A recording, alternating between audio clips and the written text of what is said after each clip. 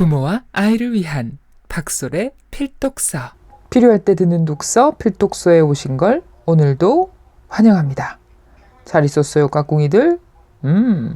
드디어 앨리스 10번째 시간이 돌아왔습니다. 지난 시간에 앨리스가 그리펀과 가짜 거북이에게 그 물속에 있는 학교에 대해서 얘기를 들었어요. 근데 아주 재밌는 수업이 많았었어요. 그죠? 이모는 그 생각했어요. 짜증이 막 났을 때, 짜증이 금방 사라지는 방법. 이런 걸 수업을 들으면 참 잘 쓸 수 있겠다. 그랬는데 우리 까공이들은 공부 말고 학교에서 어떤 수업을 들으면 참 재밌겠다 생각하는지 궁금해요.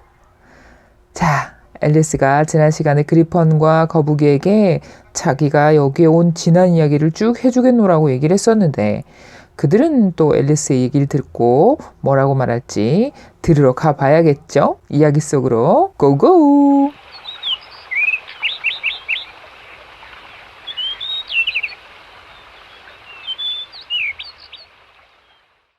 그리펀의 부탁에 앨리스는 흰 토끼를 처음 보았을 때부터 이야기를 시작했습니다.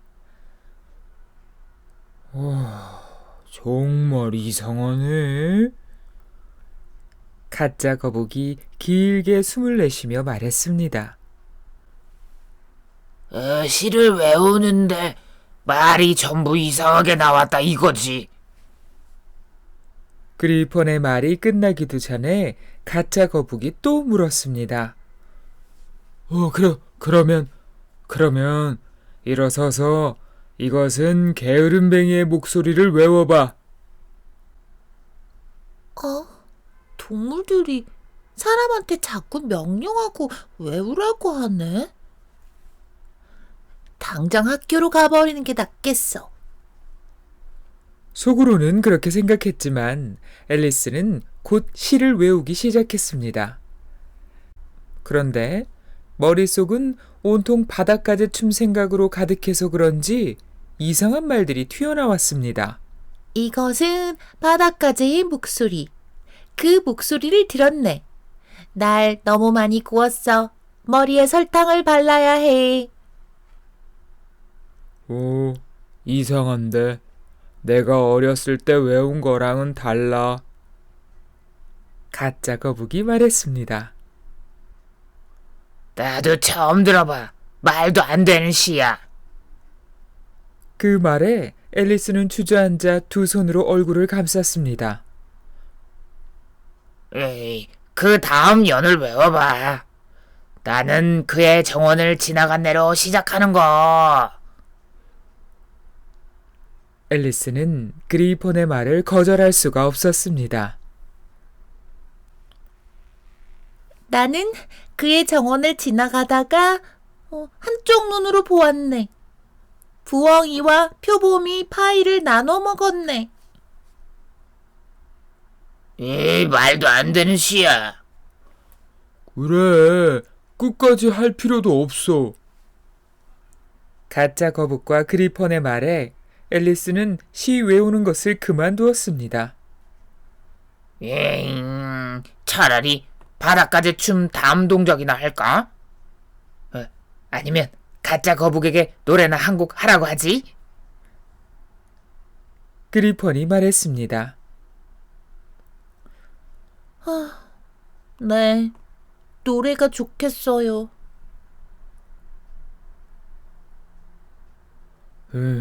별난 취미도 다 있군.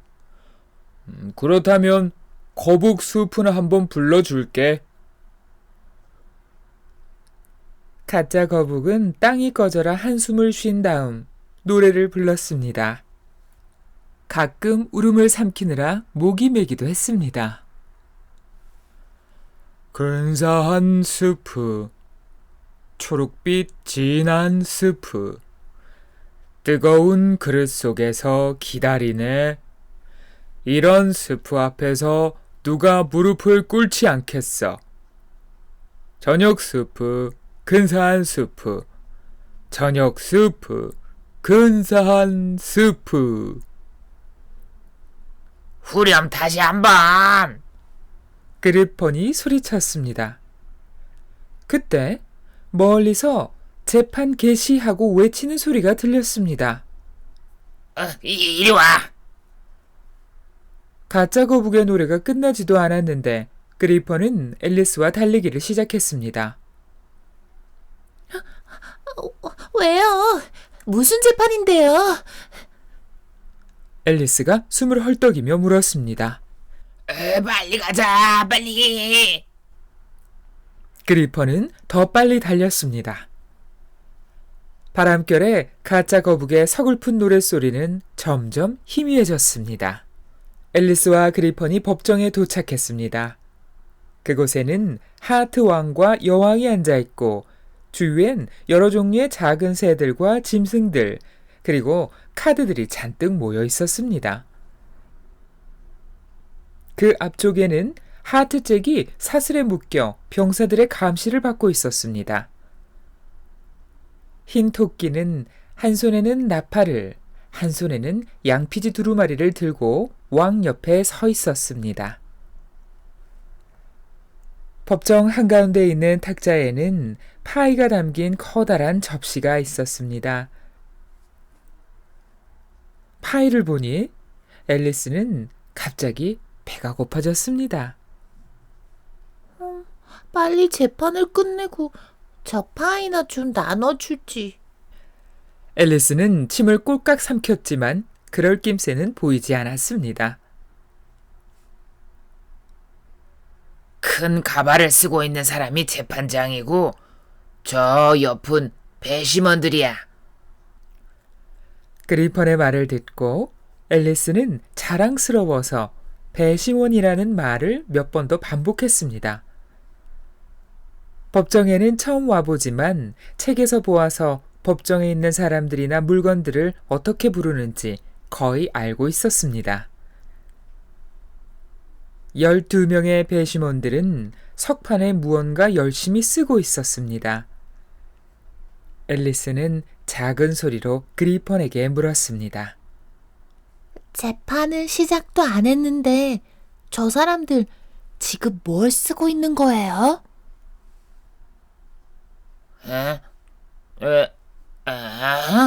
자기들 이름을 쓰는 거야? 재판이 끝나기도 전에 자기 이름을 잊어버릴까봐 미리 적어 놓는 거지.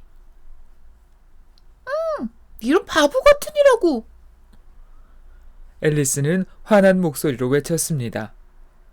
그러자 흰 토끼가 법정에서는 정숙하시오 하고 소리쳤습니다. 왕도 안경까지 끼고 누가 떠들었는지 살폈습니다. 그런데 배심원들은 석판에 바보 같은 이라고를 쓰고 있었습니다. 그중 하나는 바보라는 글자를 몰라 옆에 앉은 배심원에게 물어보기도 했습니다. 아, 뭐야. 재판이 끝나기도 전에 석판을 엉망으로 만들고 있잖아. 앨리스가 그런 생각을 하고 있는데 조그만 배심원 하나가 석판에 연필로 끼익 소리를 내며 글씨를 썼습니다. 앨리스는 법정을 빙 돌아서 그 배심원의 연필을 재빨리 빼앗았습니다. 배심원은 어리둥절한 얼굴을 했습니다. 바로 도마뱀 빌이었습니다. 빌은 연필을 찾다가 마침내 손가락으로 석판에 글씨를 썼습니다.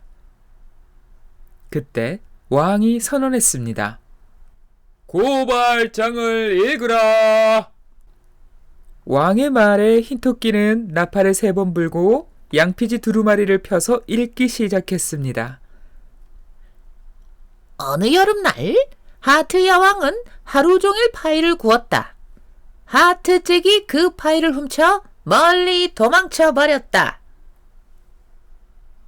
이제 판결을 내리시오. 왕이 배심원들에게 말했습니다. 그러자 흰토끼가 급히 말렸습니다. 아직은 안 됩니다. 그 전에 해야 할 일이 많사옵니다, 폐하.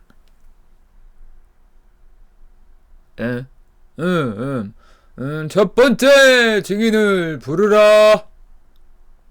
왕의 명령에 흰토끼는 나팔을 3번 분 뒤 크게 소리쳤습니다. 첫 번째 증인 나오시오. 그러자 모자 장수가 한 손에는 찻잔을 또 한 손에는 버터 바른 빵을 들고 들어왔습니다. 이런 걸 들고 온 걸 용서하십시오. 차를 마시고 있는데 나오라고 해서 어쩔 수가 없었습니다. 그러면 다 마시고 나오면 될 것을. 언제부터 마시기 시작했나? 왕이 물었습니다.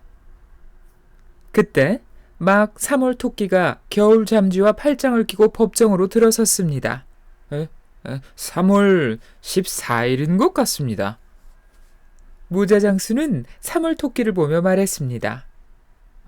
15일인데요. 3월 토끼가 말했습니다.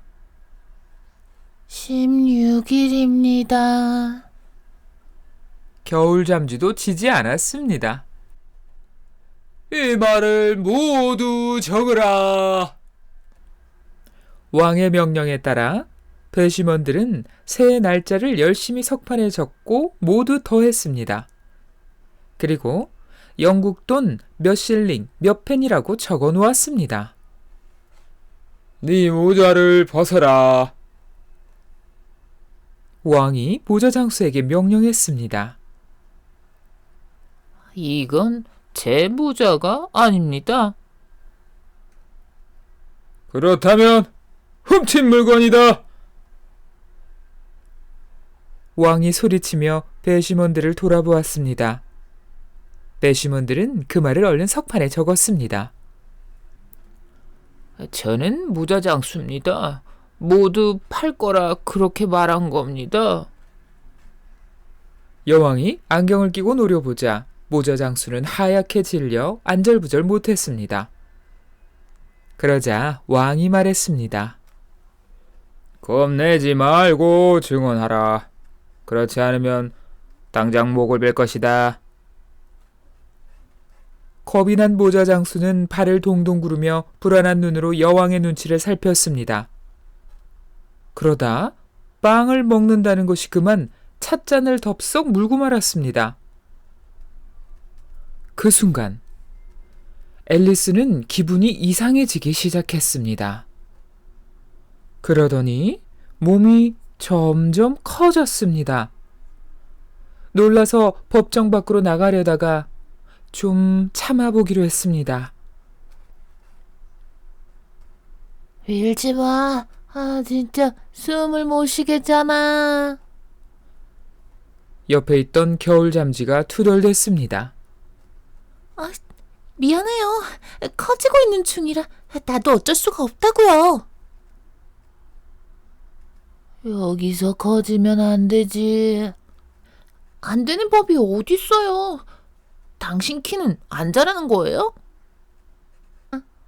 그래도 난 정상적으로 크잖아. 너처럼 황당하게는 안 커. 겨울 잠쥐는 심술이 잔뜩 난 얼굴로 다른 자리로 가버렸습니다. 모자 장수를 노려보고 있던 여왕이 겨울 잠쥐가 지나가는 것을 보고 법원 직원에게 명령했습니다. 가수들 명단을 다 가져와라. 그런데 모자 장수는 그 말에 어찌나 벌벌 떨었는지 신발 2짝이 모두 벗겨졌습니다. 어서 증언을 하라. 그렇지 않으면 당장 네 목을 베어버리겠어. 왕이 성난 목소리로 외쳤습니다. 불쌍히 여겨주십시오. 다가회를 시작한 지 일주일도 안 됐습니다. 게다가 버터 바른 빵은 자꾸 얇아지고. 더 기억하라. 그렇지 않으면 목을 잘라버리겠다. 폐하, 불쌍한 저를 살려주십시오. 모자 장수가 찻잔과 버터 바른 빵을 떨어뜨린 채 무릎을 꿇고 빌었습니다. 정말 말재주 없는 사람이군. 왕이 말하는데 기니피그 한 마리가 환성을 질렀습니다. 그러자 곧 직원들이 기니피그를 잡아서 자루 속에 거꾸로 쳐놓고 깔고 앉았습니다. 그때 왕이 말했습니다. 그게 네가 아는 전부라면 내려가도 좋다. 저기, 전 더 이상 내려갈 수가 없습니다. 바닥이거든요. 그래? 그럼 자리에 앉아라.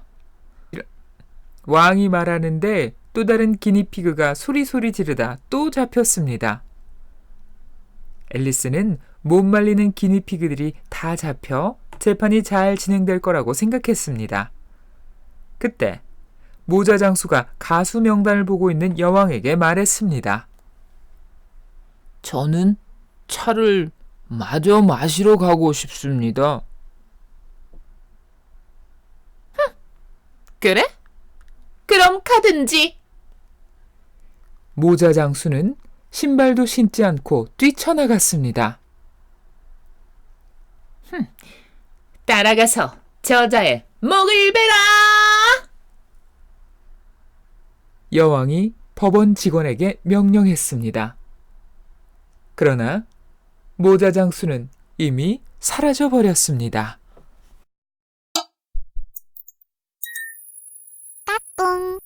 가짜 거북이와 그리펀과 그리고 앨리스가 시의 세계에 풍덩 빠졌다 나온 것 같은데 우리 까꿍이들은 시 많이 읽는지 모르겠네요. 앨리스가 재판정으로 가게 됐어요. 파는 곳에 혹시 견학 가본 적이 있는지 앨리스도 지금 책에서만 보다가 실제로 와서 굉장히 신기해하는 것 같은데 역시나 여왕이 있어서 그런지 재판하는 곳도 정신이 없습니다.